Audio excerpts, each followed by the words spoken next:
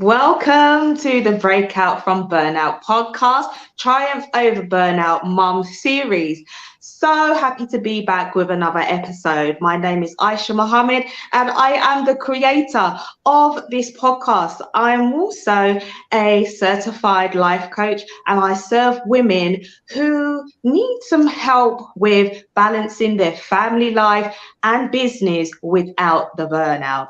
And I put this podcast together as a result of doing market research and speaking to women and also clients in regards to burnout, what it is like for them, how it showed up in their life, how it affected them, how they were able to recover. And what I also found is that many of these women, they have gone on in life to have a very purposeful lifestyle whereby they're serving other people. And that is so inspiring. So women come forward. They come forward all the time to be on this podcast. And if you have a burnout story and you'd like to come on, then please do contact me. I have here a beautiful sister who came forward to be on the podcast with me today. And I'm very honored to have her here with me. We're here with NaTanya. And NaTanya, I'm going to ask you to introduce yourself. Who is NaTanya? Well, hi, I am NaTanya. As Aisha said, I am a wife, mother of 4 beautiful girls, and I am currently a full-time entrepreneur. That's who I am in a nutshell. But there's just, a whole lot more to my story. Of course, I'm a daughter. I am a woman of ministry. I am a servant. I am a leader, and for quite a long time in my life, I was all things to everybody except for myself. And today I am all things to me and making sure I'm filled up and then, serving others. But that's who I am in a nutshell. And it's also to have you with us. It really is. You are also a life and virtual assistant coach as well, which is awesome. Absolutely. So I am a life and business coach, and I serve specifically aspiring virtual assistants, people that want to get into that online service-based business industry. I also am the founder and owner of Dowell Virtual Services, which is an executive virtual assistant agency. So, after I train them and make sure they have all the tools they need, if they want to come into my agency, I also provide them a means to get started in the industry. And then, helping other business owners make sure that they can serve in their businesses while being in their zone of genius and not having to just be overwhelmed doing all the things. Excellent. Once again, a great woman living her divine purpose, serving others. And that's awesome. That's what I'm all about. I love it. So tell us, how did burnout show up in your life? Oh, my goodness. So as I said briefly, for a long time, I was all things to everyone else except for myself. And like many people, I, was kind of raised kind of in the expectation of just being available or being, just a resource to other people. I was always that person that people kind of leaned to when they needed advice or, just something was going on. I was that person. So as I came into adulthood, I carried those traits with me, not realizing, that anything was wrong with them until I was literally at the point of burnout in my life. Before going into full-time entrepreneurship, I worked in higher education, and I worked in a higher director level. And I was in that field for a little bit over 15 years. And I always found myself in a position to where I was working I could literally almost say like around the clock. I would work 12 to 16 hours a day.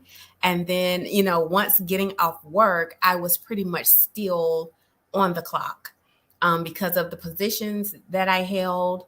Once I got home, if anything was happening, I was the one that had to go and put the fires out and to make sure everything was okay, or, to make sure the systems were updated and doing all the things.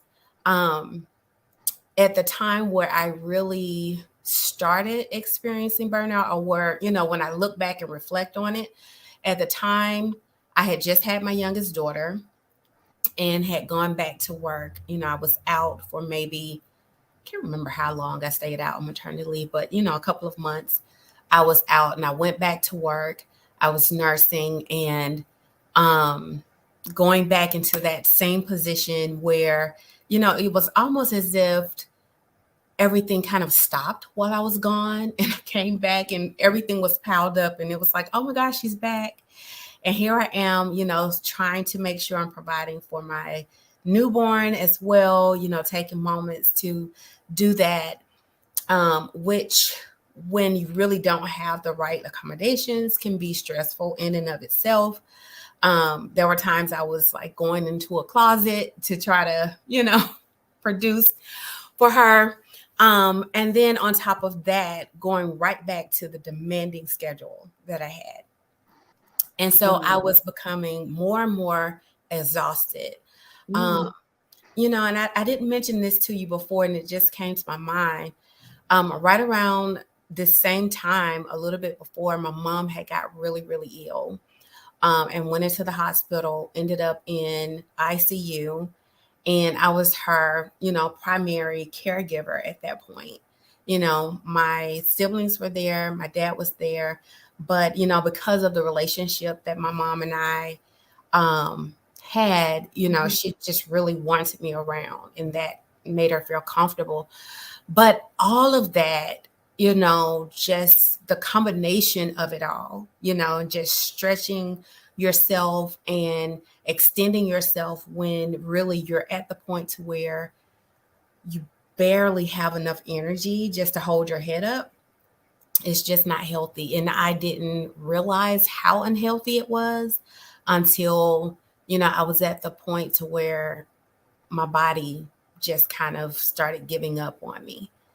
I found myself at work, like this is kind of the pinnacle moment, found myself at work, doing what I normally do.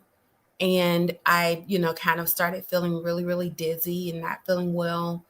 And I guess I blacked out. My assistants found me on the floor in my office. Wow. Oh my goodness. Yeah. They found me on the floor in my office, and, things just kind of spiraled at that point. And, hindsight, I see where I was pushing myself to the limit, over and over and over and over again. And, I was that person that would never say no to anyone. If you came up to me and you say, hey, NaTanya, can you do this or can you do that? Can you go here? And, I didn't even have to want to go. But because you asked, I was going to try to make sure I showed up for you. And I was just exhausted. I was exhausted. I was mentally, physically, emotionally, everything you could possibly be. I was exhausted to the 10th degree. Yeah, that was a lot, because you're a new mom, you're working. It sounds like you're working full time. Then you ended up being thrust into the role of a caregiver. And at the same time, kind of had that, personality whereby you're very giving, and therefore if people ask things of you, you don't want to disappoint, you want to deliver to show you care, and therefore you're just still just giving all that output while your cup is being depleted. Exactly. So many women suffer from this, just serving others and taking delight in doing so, and sometimes being, a bit of a people pleaser as well. This type of personality trait can often be found where us as women are just continuously giving out to others, although, we are running on empty until the body just says, we're not doing this anymore. Uh-huh. And that is what happened to you. And, the whole point of the podcast is that if you don't know, then you don't know. And that's really real. And many of the women that I speak to, they've, one, burnt out more than once. And two, a lot of it is in hindsight, which means that there's not an awareness of what you're actually heading towards when you're on mass output with all of these different work and family dynamics that is just pushing you to your limit. So if you have an idea of what burnout looks like, which I want you to just give us a little more insight into, like when it comes to, your mental, where were you at that time, and your physical and your emotional, describe that a little more for us so that our listeners and our viewers can get more insight. Absolutely. So for me at that particular time, definitely emotionally, I found myself being more irritable than like normal. I'm a pretty much, if you ask most people to describe me, I'm a very optimistic, kind of free-flowing person. It takes a lot to get my feathers ruffled, And at that particular point, I was just feeling so anguished without really understanding why. Any little thing could have like just really tipped me over the edge. And, I didn't realize why. I knew I was tired. But being tired versus exhausted and at the point of burnout is completely two different things. But I didn't understand that fully then. Not only that, but being at a place to where you just couldn't think clearly, almost like having a continuous cycle of brain fog. Like for most moms, like, I don't know if any other moms that are listening have experienced, brain fog, as they say, when you're with child and you're preparing to have your child. But it's like having that continuously and magnified to where, I would be doing things and then at some point lose a train of thought. And it would be so unusual for me. It was just things now that I've looked back on it, I can completely see now that I know and have experienced burnout, I can clearly identify what I was feeling. But then I just really identified as being tired. And not only that, but I felt like I could not just sit back and not do what I was doing because I was caught up in the rat race of, you made a statement about people pleasing, but that's actually in a sense what it was. And then in the industry that I was in, which is highly male dominated, the need to keep up and not showing any signs of weakness per se. Right. All of that, was just weighing on me. But I think the biggest thing that I can say really that were like outward signs were a clear sense of fatigue and not just, I'm tired, I need to go lay down. Like fatigue, can't think straight, your body, your muscles, everything is like just really, really tired to the point to where you could sleep for days. Not wanting to get up out of the bed, feelings of, you're not necessarily feeling depressed, but in a place of not understanding why you're feeling what you're feeling, but that you're feeling something. Right. That's very descriptive. And that is so helpful because, this is what brings on helplessness.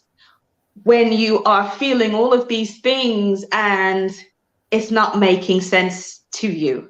You can't figure it out. You just know that you're just not yourself.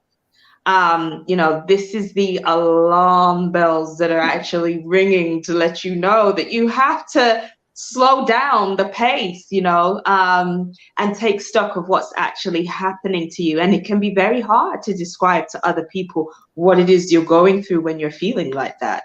Definitely. So thank you so much for sharing that. Now, I want to know how this affected your parenting, because you said that, you just had a baby and you're trying to pump milk. And if you're so stressed and exhausted, I can only imagine what that was like, because just breastfeeding in and of itself, is an exertion on the body. So how did you manage when it came to motherhood to perform, let's say? It was really, really, really hard.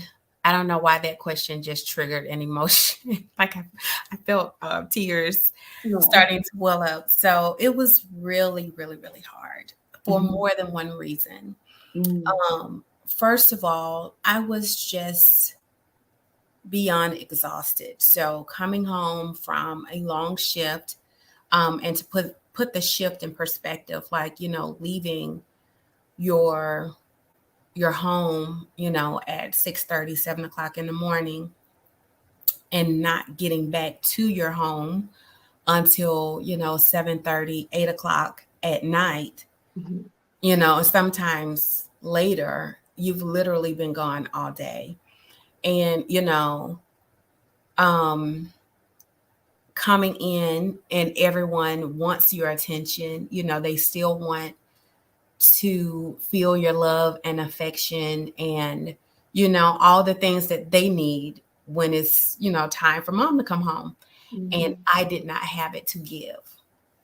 And, at the point of being frustrated, I remember one time I came home from work and I was just like, so done. I was like done with everything. I was so done. And I remember coming in and I turned the key in the door. And when I opened the door, one of the older daughters, met me at the door with the newborn, like, okay, and for them in their mind, it's like, okay, she's been gone all day and she's going to be so excited, to see Brittany. And that's the youngest one's name.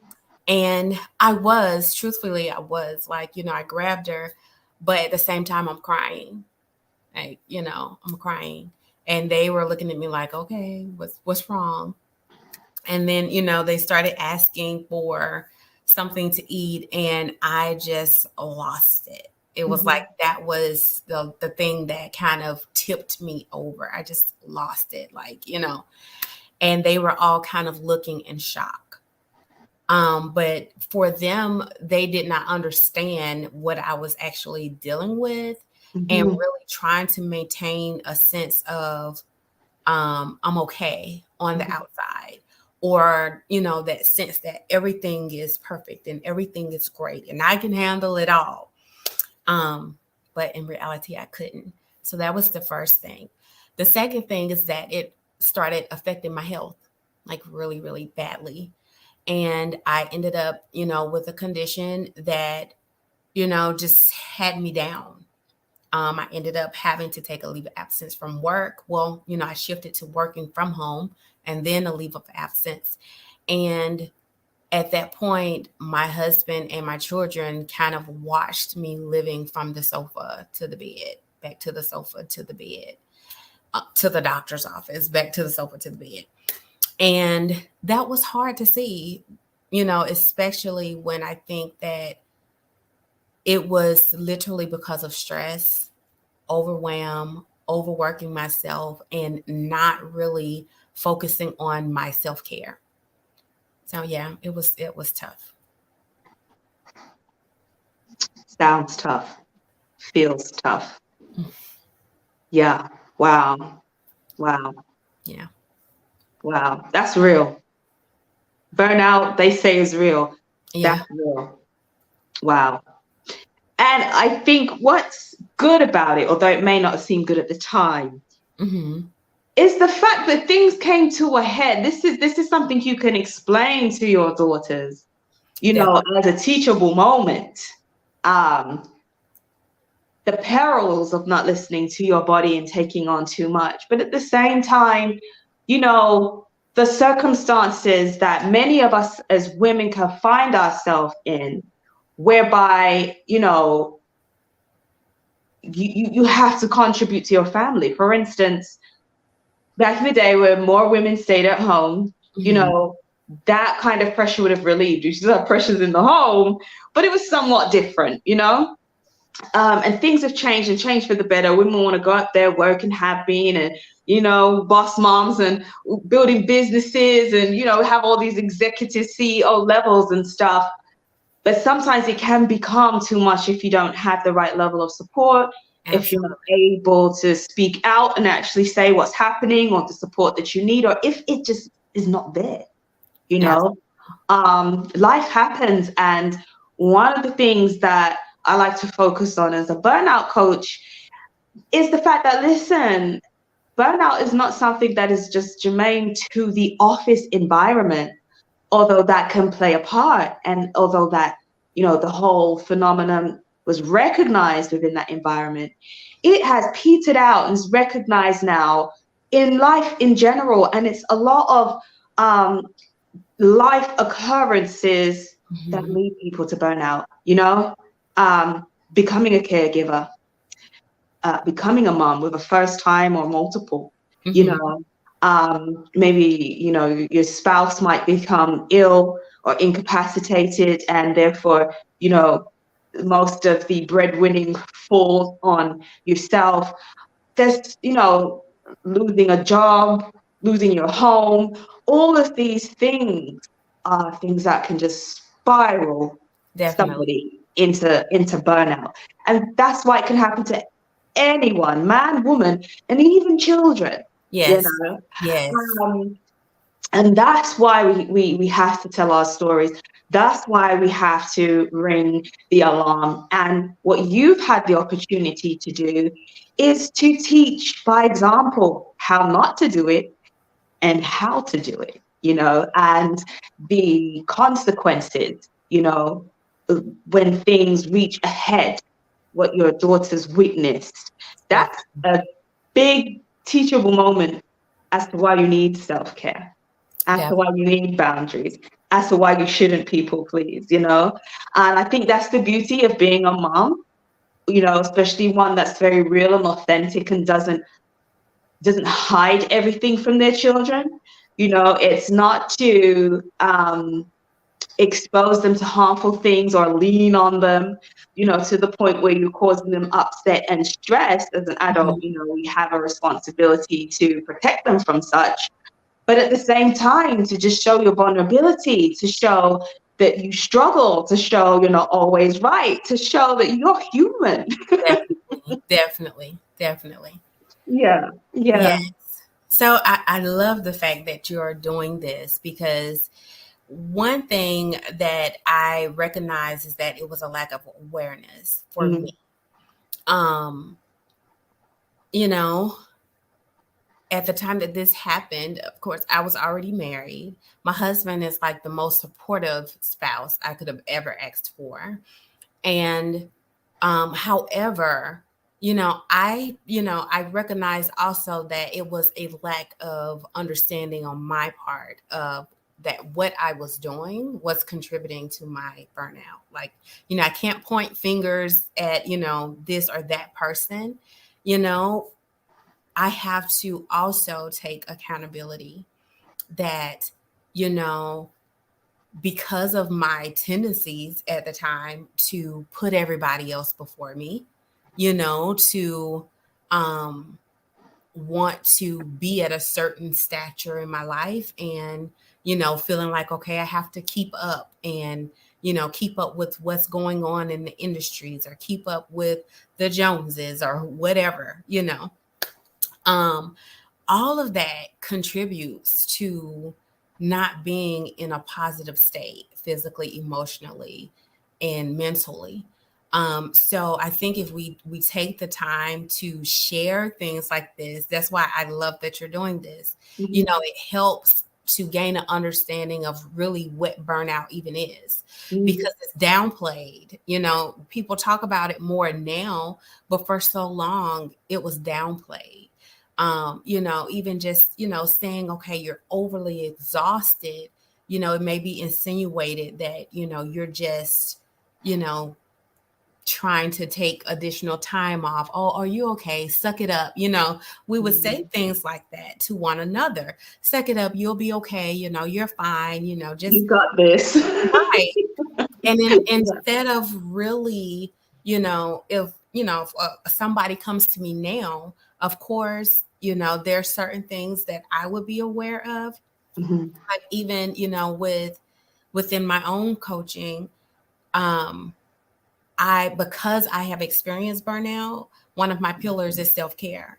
So yes, we're looking at business, but I want you to learn how to do business in a way that will not lead you to burnout, because entrepreneurship is hard.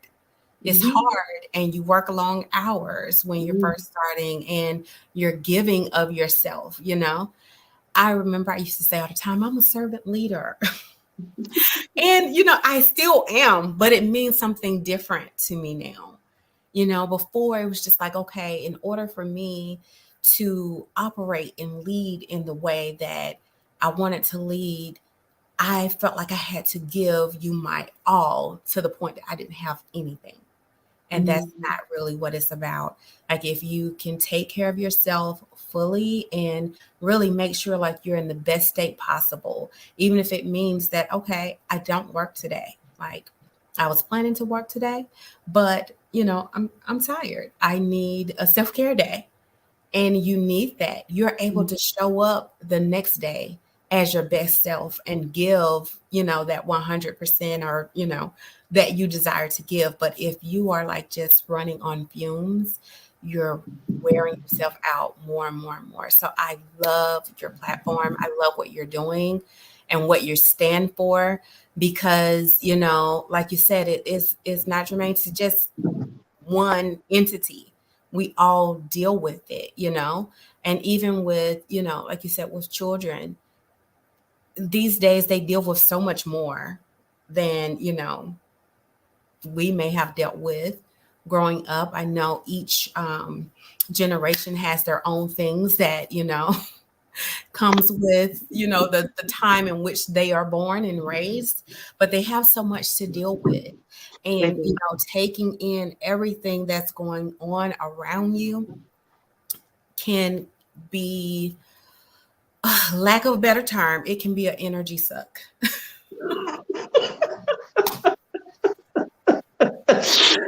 Yes, it can. And, you have to pay attention to them. Like, that's one thing that I am really cognizant of what my girls are dealing with. And when, they say, okay, I'm tired, now my ears are open to, okay, well, let's talk more so that I can get more insight on what they mean. Like, okay, are you just saying you're tired and you need to lay down, or is something else going on?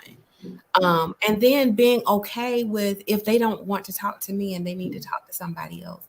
But, I was not really aware of all of that. And for whatever reason, it wasn't talked about a lot. So having someone like you that was willing to hear what was being said in the marketplace and use it to create a platform like this is like wonderful. And I truly pray that this continues to grow and that people's lives are changed, by witnessing and hearing what your guests have to say and what you have to share, all of your research and things that you have, come across as you ventured into this space. I really, really pray that lives are changed and impacted for the better, and that more people can, eventually say, okay, I haven't experienced burnout, but it's because, I was aware of the signs and things, so. Awesome. Thank you for that feedback, because this has just become like mission oriented, because of all of the findings and just the common threads. Everyone's burnout story is different, but there are most definitely common threads. There's some cultural aspects, there's societal pressures, there's a lot to it. And one of the areas that I want to start to look into as well that I think will be very beneficial is to have a closer look at how burnout actually affects you physically, how it Mm, affects your brain, your nervous system, things like that. Um, because in some of the stories, the health issues that occurred that were sparked, from burnout, it's very serious. Like, this is life threatening. yes. And how can you find this out and sit on it, Yeah. So, yeah, thank you. But this is definitely a mission. So, thank you for coming on and sharing your burnout triumph. Can you tell us a little bit about the things that you did in order to recover? Okay. Well, the first thing that I did was allowing myself to be okay with taking a break. Like, I took time away from 9 to 5 and really focused on just being well and revitalizing, just how I felt energy wise. I sought out medical care because at that point, like I said, it started to manifest physically. And so that's why I'm glad that you mentioned that you're going to venture more into that. But it began to manifest physically, and one of the things that the doctors began to tell me is that this was brought on by overwhelming stress to the point that your body was at a breaking point. And there are triggers in your brain that, your brain is wired to do certain things, but if it keeps getting that same signal over and over and over, it's almost like a traumatic event happening to you. And that's what I experienced. So I definitely learned to just be okay with turning it off. And whether that meant turning off environmental situations, relationships, career wise, whatever it meant, I had to give myself permission to just be okay with turning it off and not having to be that person for everybody. I learned how to say no. So no is like one of my favorite words now, especially when it's called for. And I've learned to say no without explanation, because that puts you back into that mechanism of, it becomes stressful because now you're trying to defend your decision to take care of yourself. And it becomes frustrating, whether you know it or not. Like, you're in your mind, now you're twirling around all of these things, instead of just saying, no. I really, really started focusing more on intentional self-care. So whether it was, just taking time to myself, like even now in the household, I'll tell them, okay, I need time. I just need time. And whether it is laying in my bed, or going outside and sitting on the back porch and just soaking in some sun, or going for a walk, you know, reading a book, whatever it is, just taking some time of solitude. Also, I pray a lot and I meditate, and, just really taking that time to reassess where I am. And, asking myself those are important questions, like, okay, you're feeling a little tired physically. Let's look into it a little bit more, because like you said, for most people, once they've been there once, they go back. Mhm. And, I was one of them. Like, after I experienced the first time, I had the downtime, and then I went back to work with a different university. And I found myself getting right back into that same, regiment. And, hindsight, though there was a lot of demand on the job, I had to look at me too, because there was something in me that was driving me to keep doing all of those things, right? Mhm. There was something driving me to always be available beyond what was required of me. And so I had to really analyze why, and start putting into action, things that will cause me to see, okay, you're kind of going down the same path. Let's take a step back. take a day and, just, I may not be doing a whole lot of anything, but just, relaxing, resting, people in my circle that I have been able to speak with or whatever, just saying, hey, this is where I am today, and kind of like just letting it out so that I can physically hear myself say it.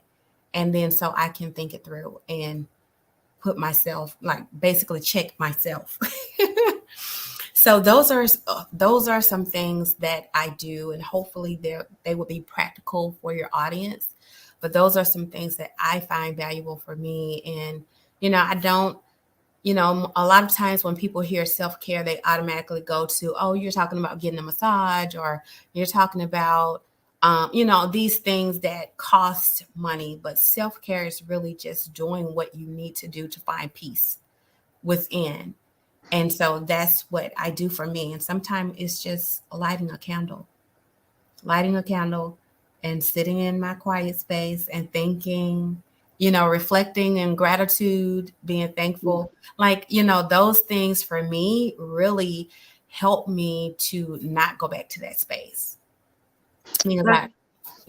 Yeah, those tips are very useful. Like, they are.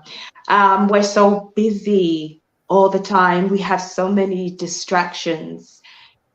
It's becoming, I think, more difficult for people in general to just sit with themselves and be, Mm-hmm.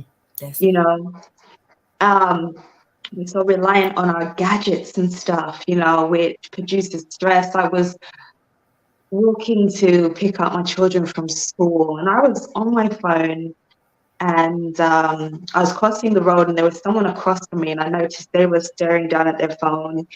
And as I walked towards the school, the parents that were waiting outside in their vehicles, they were all on their phone, and it was like being in the twilight zone. I was like, everybody's just taken in by their phone.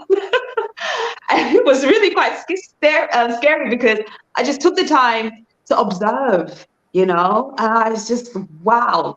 And that can be another thing, actually, to just spend time observing, just observe people, just sit there and just watch and look and just observe people. That's a way of kind of taking yourself out of your head. Sometimes we need to do the opposite. Sometimes we can go into ourselves and analyze and stuff, but sometimes we can come out of ourselves and actually, be distracted with just normal things, nature, people, and just be in a space, where you're not engaged in anything that's going to be taxing for you. So those tips are absolutely awesome, and I thank you for them and for sharing your story. There's a lot in there to help our listeners and our viewers. I thank you for being so open and so candid, and I've really enjoyed my time with you.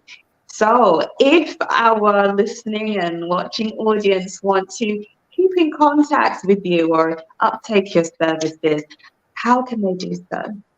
Okay, so if you are a business owner and you find you have found yourself in a place of overwhelm, you can definitely find me at Dowell Virtual Services and inquire about our executive VA services.